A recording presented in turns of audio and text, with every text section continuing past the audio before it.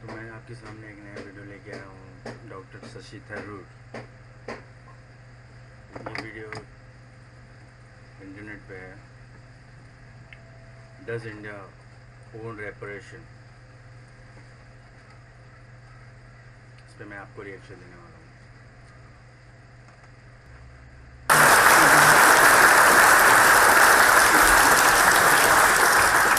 Madam President, and gentlemen, ladies of the House, standing here with 8 minutes in my hands and at this venerable and rather magnificent institution, I was going to assure you that I belong to the Henry VIII School of Public Speaking, that as Henry VIII said to his wives, I shall not keep you long. But now finding myself the seventh speaker out of 8 in what must already seem a rather long evening to you, I rather feel like Henry VIII's last wife. I more or less know what's expected of me, but I'm not sure how to do it any differently. Perhaps what I should do is really try and pay attention to the arguments that were advanced by the opposition today. We had, for example, Sir Richard Ottaway challenging the very idea that it could be argued that the economic situation of the colonies was actually worsened by the experience of British colonialism. Well, I stand to offer you the Indian example, Sir Richard. India's share of the world economy when Britain arrived on its shores was 23%. By the time the British left, it was down to below 4%. Why? Simply because India had been governed for the benefit of Britain. Britain's rise for 200 years was financed by its depredations in India. In fact, Britain's industrial revolution was actually premised upon the deindustrialization of India. The handloom weavers, for example, famed across the world, whose products were exported around the world, Britain came right in. There were actually these weavers making fine muslin, light as woven air, it was said. And Britain came right in, smashed their thumbs, broke their looms, imposed tariffs and duties on their cloth and products, and started, of course, taking the raw materials from India and shipping back manufactured cloth, flooding the world's markets with what became the products of the dark and satanic mills of Victorian England.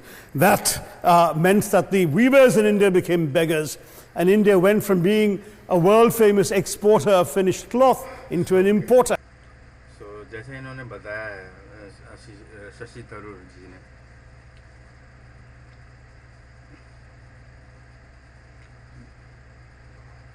British तो India का GDP था 23%, world में सबसे ज़्यादा था 23%, और उसके जाने के बाद 4% पे आ गया।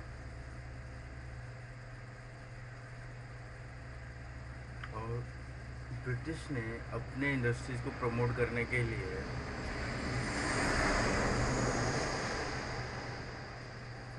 हमारे हैंडलूमर्स को के अंगूठे काट दिए ताकि वो बुनाई ना कर सके।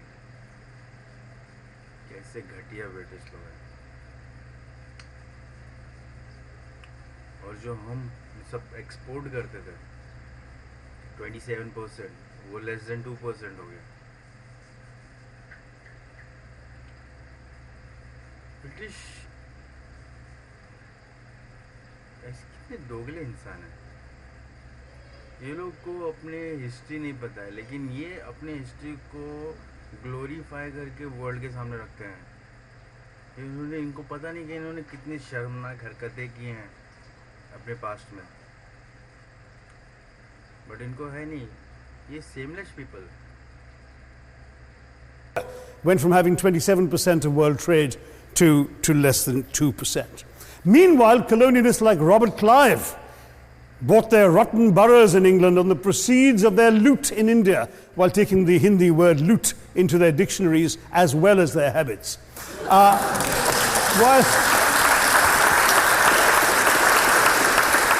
And the British had the gall to call him Clive of India, as if he belonged to the country, when all he really did was to ensure that much of the country belonged to him. By the end of the 19th century, the fact is that India was already Britain's biggest cash cow, the world's biggest purchaser of British goods and exports, and the source of highly paid employment for British civil servants. We literally paid for our own oppression. And as has been pointed out, the wealthy Victorian British families that made their money out of the slave economy. 1/5 of the elites of the wealthy class in Britain in the 19th century owed their money to transporting 3 million Africans across the waters.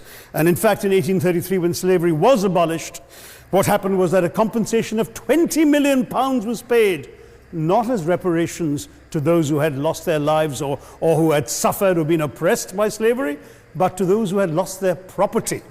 I was struck by the fact that your Wi-Fi password at this union commemorates the name of Mr. Gladstone, the great liberal hero. Well, I'm sorry, his family was one of those who benefited from this compensation.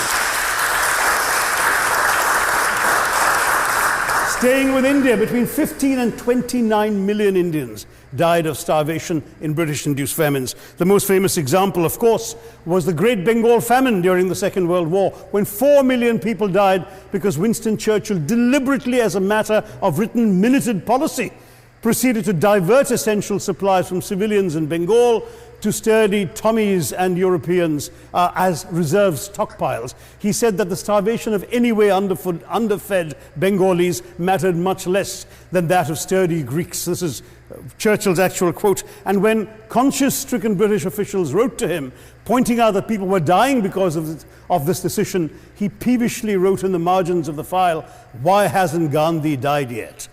So all notions that the British were trying to do their colonial enterprise out of enlightened despotism, to try and bring the benefits of colonialism and civilization to the benighted heathen. I'm sorry, Churchill's conduct in 43 simply one example of many that gave a lie to this myth.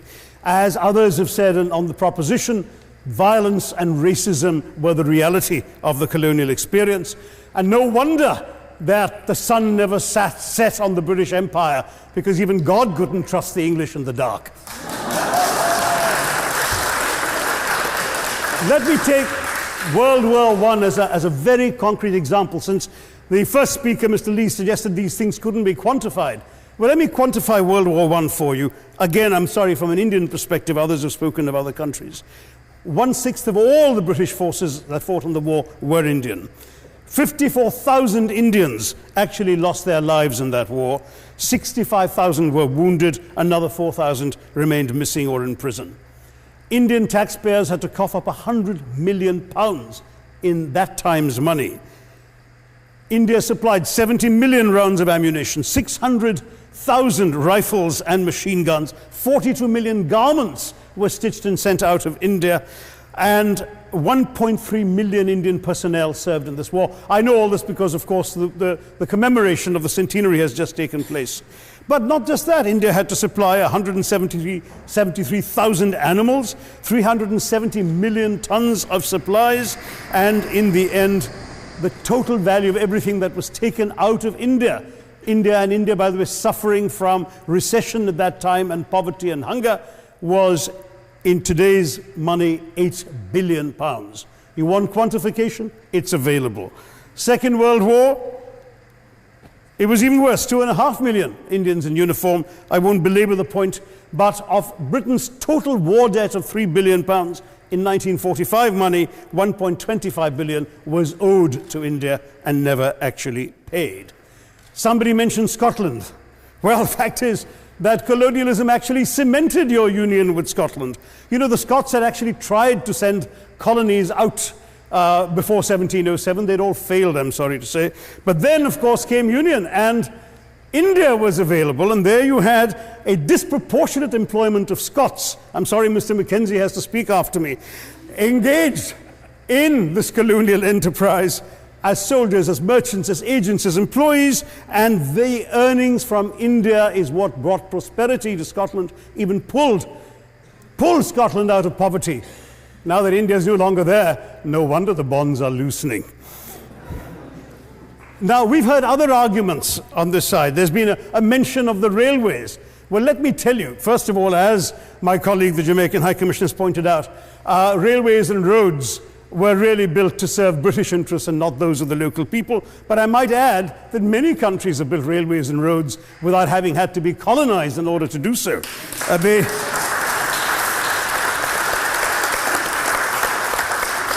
They were designed to carry raw materials from the hinterland into the ports to be shipped to Britain. And the fact is that the Indian or Jamaican or other colonial public, their needs were incidental. Transportation, there was no attempt made to match supply to demand for mass transport, none whatsoever.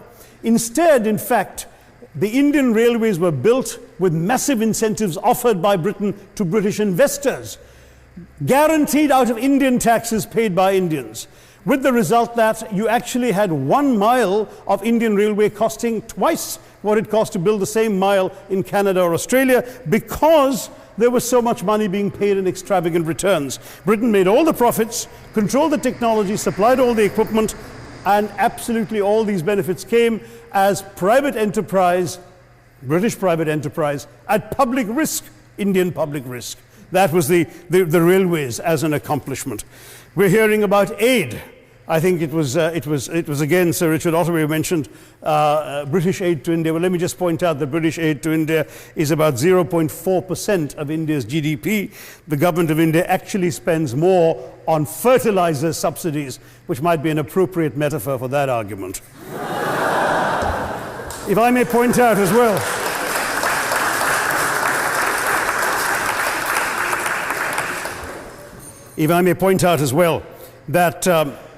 that as my fellow speakers from the proposition have pointed out, there have been incidents of racial violence, of loot, of massacres, of bloodshed, of transportation, in India's case, even of one of our last Mughal emperor. Yes, maybe today's Britons are not responsible for some of these depredations, but the same speakers have pointed with pride to their foreign aid. You're not responsible for the people starving in Somalia, but you give them aid. Surely the principle of reparations for the wrongs that have been done cannot be denied. It's been pointed out, for example, the dehumanization of Africans in the Caribbean, the massive psychological damage that has been done, the undermining of social traditions, of property rights, of the authority structures of these societies, all in the interests of British colonialism. And the fact remains that many of today's problems in these countries, including the persistence, in some cases the creation of racial and ethnic and religious tensions, were the direct result of the colonial experience. So there is a moral debt that needs to be paid. Someone challenged reparations elsewhere. Well, I'm sorry, Germany doesn't just give reparations to Israel. It also gave reparations to Poland. Perhaps some of the speakers here are too young to remember the dramatic picture of Chancellor Willy Brandt on his knees in the Warsaw Ghetto in 1970. And there are other examples. There is Italy's reparations to Libya. There's Japan's to Korea. Even Britain has paid reparations to the New Zealand Maoris.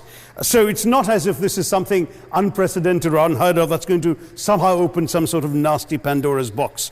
No wonder Professor Lewis reminded us that he's from Texas. There's a wonderful expression in Texas that summarizes the arguments of the opposition: all hat and no cattle. Now, if I can just quickly look through the other notes I was scribbling while they were speaking. There was reference to democracy and rule of law. Let me say with the greatest possible respect, it's a bit rich to oppress, enslave, kill, torture, maim people for 200 years and then celebrate the fact that they're democratic at the end of it.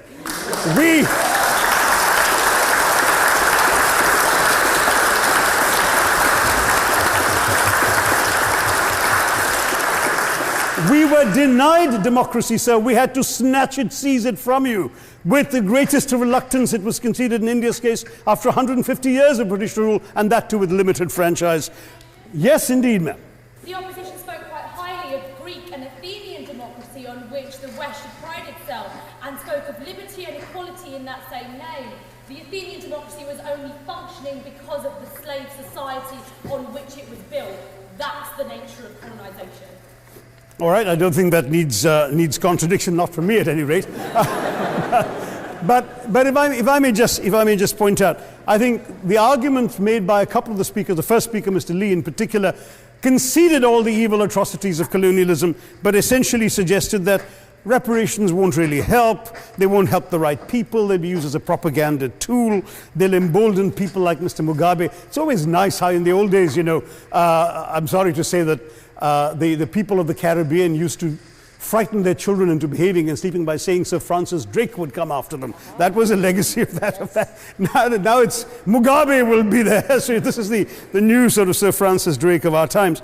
The fact is very simply, sir, that we are not talking about reparations as a tool to empower anybody. They're a tool for you to atone for the wrongs that have been done. And I am quite prepared to accept the proposition that you can't evaluate, put a monetary sum on the kinds of horrors people have suffered. Certainly no amount of money can expiate the loss of a loved one, as somebody pointed out there. You're not going to be able to figure out an exact amount. But the principle is what matters. The fact is that to speak blithely of sacrifices on both sides, as an analogy was used here, a burglar comes into your house, ransacks the place, stubs his toe, and you say, well, there was a sacrifice on both sides. That, I'm sorry to say, is not an acceptable argument. The truth is that we are not arguing specifically that vast sums of money need to be paid. The proposition before this House is the principle of owing reparations, not the fine points of how much is owed, to whom it should be paid. The question is there a debt? Does Britain owe reparations? As far as I'm concerned, the ability to acknowledge a wrong that has been done, to simply say sorry, will go a far, far, far longer way than some percentage of GDP in the form of aid. What is required, it seems to me, is accepting the principle that reparations are owed. Personally, I'd be quite happy if it was £1 a year for the next 200 years after the last 200 years of Britain and India. Thank you very much, Madam President.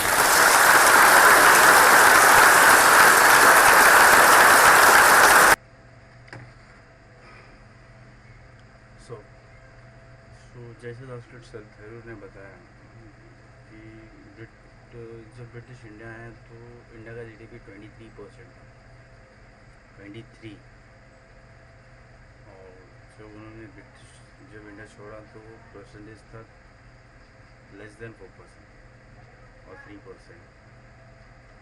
सो इसमें difference दिखता है कि British ने India के साथ क्या किया.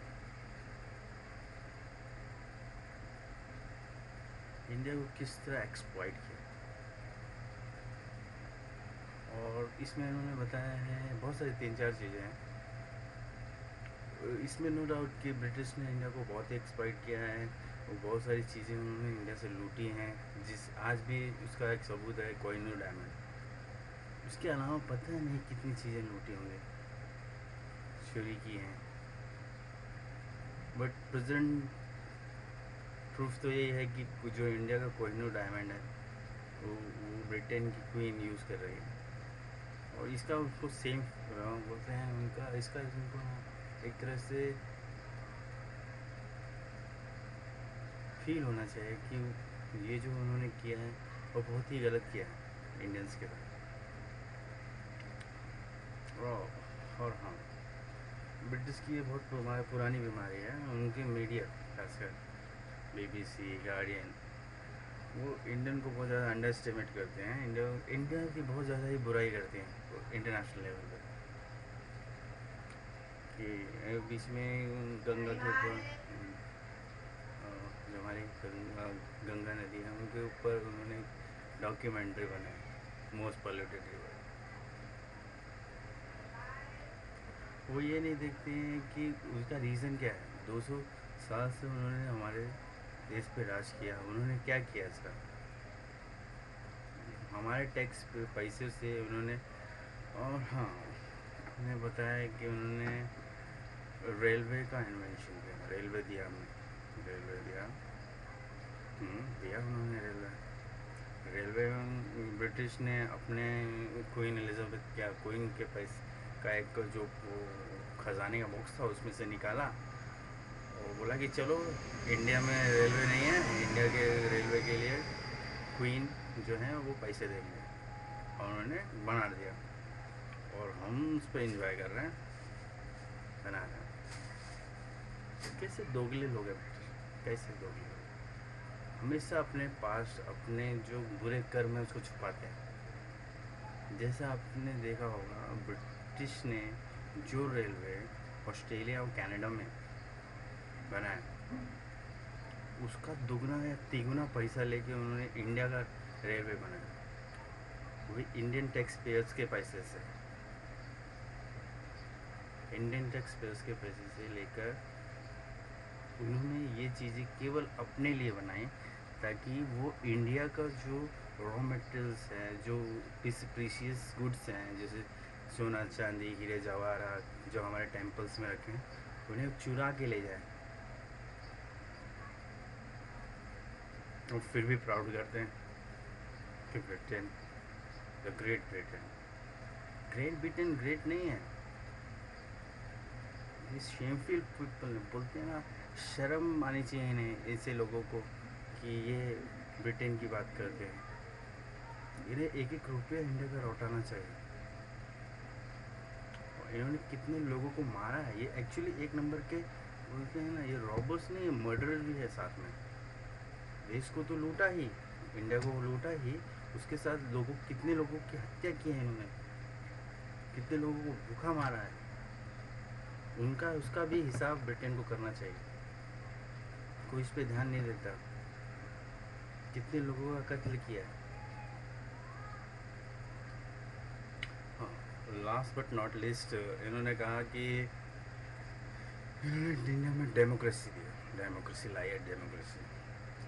इनका मानना है कि डेमोक्रेसी इनके पास रखी थी, उठा के इंडिया को दे दी। इन्हें ये नहीं पता है कि सुभाष चंद्र बोस ने आज़ाद हिंद सेना बनाई थी, जिनसे इनकी फट गई। अगर ये नहीं जाते तो इनकी साइड साइड में कब्र बनती यहाँ पर इंडिया में। और यही डर के मारे ये भारत छोड़ के भागे हैं, क्योंकि इन्हें पता था कि अगर इंडियंस भड़के तो छोड़ेंगे नहीं एक एक को। और बोलते हैं कि इन्होंने प्यार से हमें आज़ादी डेमोक्रेसी दी। भाई आप तो ये सब जो बनाने का जो धंधा है ना, चू बनाने का, वो छोड़ दो, समझे? हमने आपके पिछवाड़े में डंडा डाल के डेमोक्रेसी ले लिया और तुमको लात मार के इंडिया से निकाल दिया। और जो बोलते हैं कि इंडिया अभी जो कंडीशन में है वो हमारी तरफ, हमारी वजह से, वो आपकी वजह से नहीं है। 1947 के बाद यहाँ के लोगों ने इतनी मेहनत की, अपने आप को सेल्फ डेवलप किया, अपनी इकोनॉमी को इतना डेवलप किया, तब जाके वो इंडिया इस कंडीशन में पहुँचा है। ब्रिटिश को हमेशा ये वो मलाल रहता है कि इंडिया का स्पेस प्रोग्राम इतना अच्छा चल रहा है, इंडियन की नेवी के पास इंडियन की नेवी बहुत पावरफुल हो गई है, उसके पास एयरक्राफ्ट कैरियर है, जेट्स है, फाइटर जेट्स हैं, जो उनके पास नहीं है। तो फिर भाई जेलस होना बंद करो, मेहनत करो, काम करो, ओके। और जो इंडिया ने रिसेंटली 104 सैटेलाइट स्पेस में लॉन्च किए,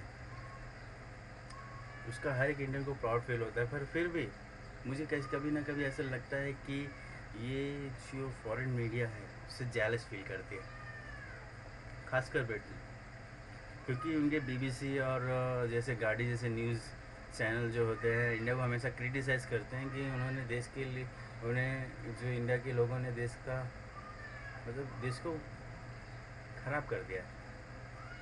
क्या ख़राब किया? आप लोगों ने 200 साल तक राज किया, क्या करके रख दिया? 23% जीडीपी से लेकर 3 या 4% पे लेके आ गए। ये क्या किया? कितने लोगों को मार दिया, कितने चोरी चमारी की इंडिया में, कितने लोगों को, कितने राजा महाराजाओं का गैस बोलते हैं सोना लूटा, लोगों का गरीबों का पैसा लूट के लेके भाग के गए तुम लोग शर्म नहीं आई? और अपने आप को ग्रेट ब्रिटेन बनाते हैं। ग्रेट ब्रिटेन, तुम क्या बोलूँ मैं। और अपने खासकर ये बहुत इम्पोर्टेंट है, अपने लोगों को अपनी ही कॉलोनियल हिस्ट्री के बारे में नहीं पढ़ाते। क्यों क्यों नहीं पढ़ाते भाई? पढ़ाना चाहिए ना, बताना चाहिए कि आपने कितने एट्रोसिटीज़ की हैं, लोगों को कैसे मारा है, कैसे लूटा है। क्यों? शर्म आएगी? शर्म आनी भी चाहिए ब्रिटिश को।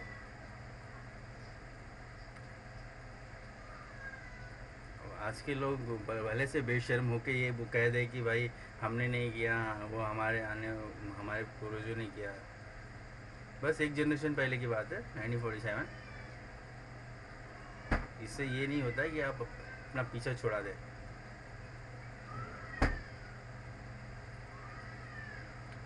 सो गाइस, ये है मेरा कमेंट रिएक्शन। काफ़ी लंबा रिएक्शन था, तो प्लीज़ बताइए आपको कमेंट कैसा लगा। लाइक कीजिए, शेयर कीजिए, कमेंट कीजिए। अगर आपको अच्छा लगा हो या बुरा लगा हो, मुझे मेंशन कीजिए कमेंट बॉक्स में।